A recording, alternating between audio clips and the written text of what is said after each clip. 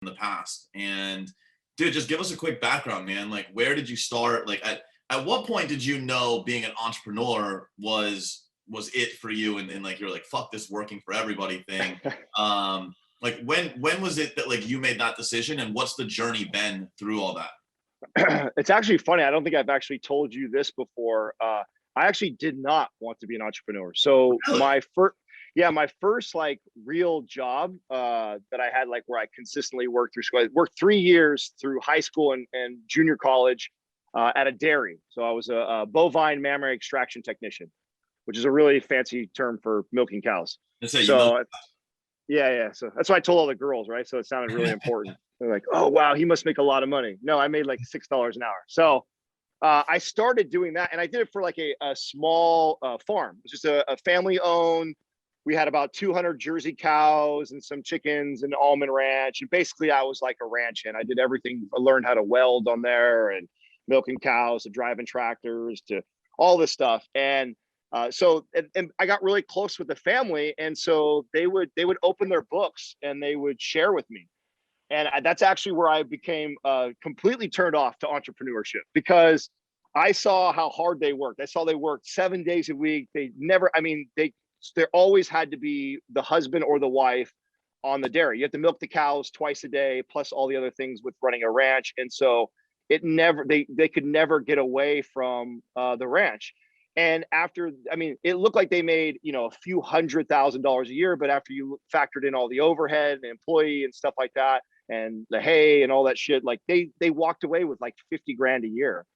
And I remember thinking to myself, like, oh my God, like all that hard work and stress and never getting a day off. And so at that point in my life, so I'm like, 15, 16, 17 years old. I'm like, I don't want anything to do with entrepreneurship. So I actually didn't want that. That's actually what led me into working for a company like 24 Hour Fitness. So I was a W-2 employee, and my original goal was to work my way up the ladder and become like a vice president, and make probably $300,000 a year with some stock, and love the company I worked at. But that came to kind of a screeching halt in my mid-20s, when that was after the dot-com bubble kind of burst and the economy was going down. And for 5 years in a row, I saw comp plan changes. So they just kept changing the comp plan and making it more difficult to make more money. And at that point, I had got kind of accustomed to a 6-figure lifestyle that I had created for myself in my early 20s. And I was watching that kind of drop down, and I was losing control, because when I first started, there was like a lot of this ability for you to scale. And the more I grew my internal club, the more revenue I made the more money I would make. And they started to cap all that stuff. And they put a ceiling on how much money I could make. And that really discouraged me. And that also started to discourage me for working for somebody else who had control like that. And I began seeking alternative ways to generate revenue in addition to doing that. And so, I started a mobile car detailing business. I had vending machines. I started to do boot camps on the weekend. So I starting all these little side businesses along the way, while I was also working a W-2 job. And I got pretty good at building side hustles up to be about 6 figures. So I got really good at that. Like I got to a place where I felt pretty confident that I could do just about anything that I could build in my world, right? My sphere of fitness, which was my, expertise.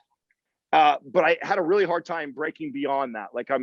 And to this day, I would say that's still one of the hardest things, is scaling. Like, so I got good at, I'll never starve. Now I'm in love with entrepreneurship. I'm in love with the idea that I have control of my lifestyle. I know I can start something from ground up, build it up to a 6-figure business. But at that point, I still hadn't proven something beyond that. That didn't happen until I was introduced to medical marijuana. And I got into that with the intention to make more money. At that point, I was looking for other possibilities. I started to think that maybe fitness, it's just not possible. I mean, yes, you have your outliers who said they made millions in fitness, but I was starting to see, man, I just can't get past this, 120 grand a year, like kind of mark that I can't break.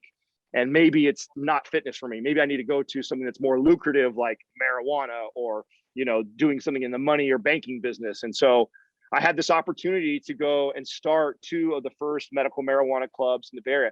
Mind you, I know nothing about marijuana at this point in my life.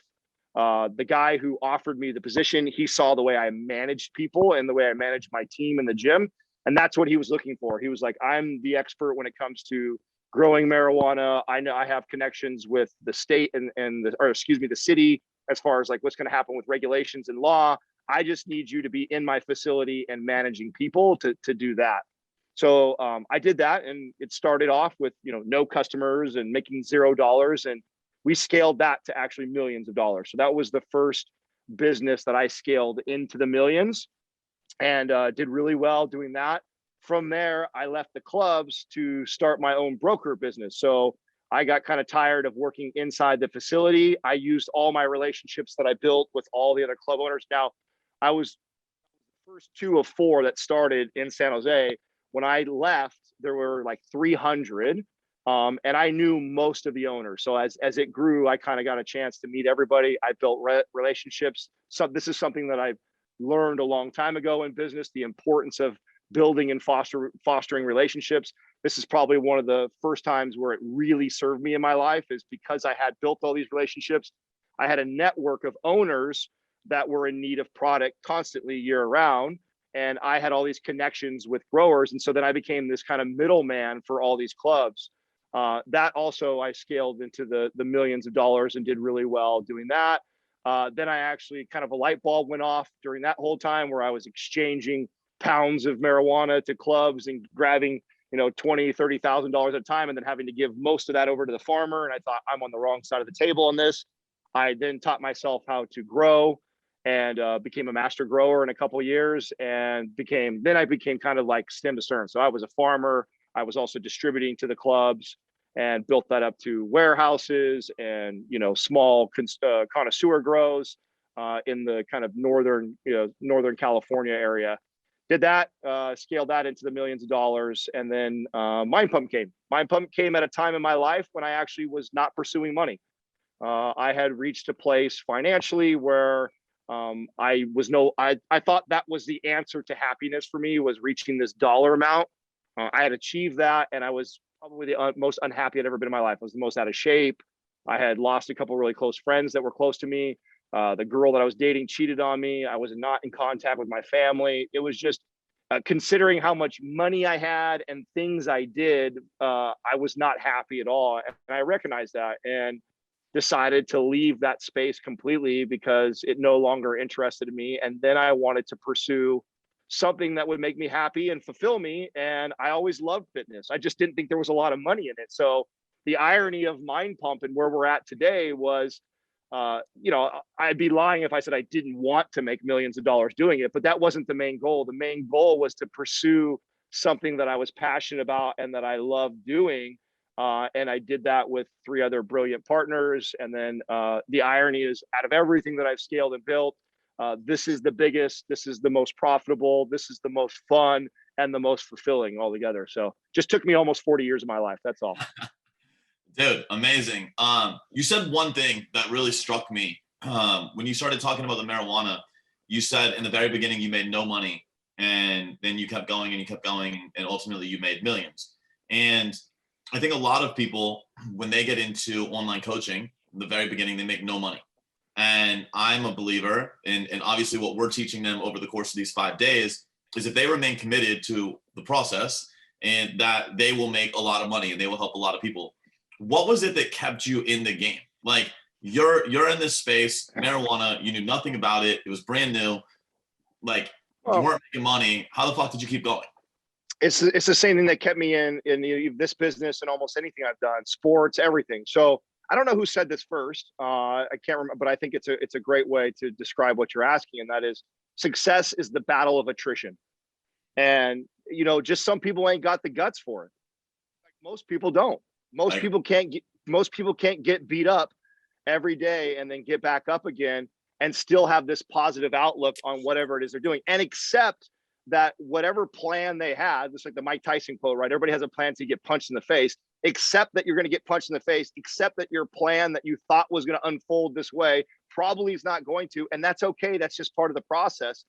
And I had learned that early. I learned that in sports. Like I was not the most athletic kid, but I quickly saw the more talented kids that were lazy and they didn't put the work and effort in. And I saw that if I outworked them twice as much, I could at least hang with them. Maybe I'd never have the athletic abilities to be better than all of them, but I could compete with them by putting in the extra work and effort. And that it just transcended into business. I mean, it's the same principles that I apply in that. And so and then I've also taught myself to get excited about things that are difficult, right? Because I've learned through my short time on this planet that anything that's easy is never worthwhile. And it's only worthwhile if it's fucking hard as shit. Otherwise, everybody could do it and then it wouldn't be as rewarding. So as I'm going through these things that I feel like I'm taking punch after punch, I'm just constantly reminding myself, like, this is what's going to make it so good on the other side, because this shit is hard. It's harder than what I thought it was. It's taking longer than I thought it was. But that also is a good reminder of, man, when I get through this, when I get to the other side, damn, it's going to be so worth it, versus something that you just try and then you get it. If you did, that's the funny part about everybody paying attention right now, is that they all may have this like big goal, but if you snapped your fingers and you had the next day, you'd be over it. Yep. Part of it's the journey. It's the journey. That's where the sweet spot. And this is something that, the four of us all try and remind ourselves as we're going through it, is to not to get so hung up on the end goal or the next revenue stream that we're going to build. And remember, the fun part is the shit we're sitting in right now. And I'll never forget this thing that Katrina did to me about 2 years ago. And I don't know if I ever shared this with you either. I'm driving home from work one day, and this was like it was 2 or 3 years ago. So Mind Pump is right on the verge of taking off, but we're not killing it by any means yet. We've been growing, but none of us are making really good money yet. And I got Katrina. I'm driving home, and I'm talking to her on the phone, and I'm venting. I'm frustrated. I don't know what it is. If it's an employee, I'm frustrated, or just something's struggling, or we got plateau. And I'm like, wah, wah, wah, and I'm bitching, right? And she's just quiet, and she's just let me go. And then like finally, I take a breath, like I'm done. I'm like, hello, are you there? She goes, yeah, I'm here. Are you done?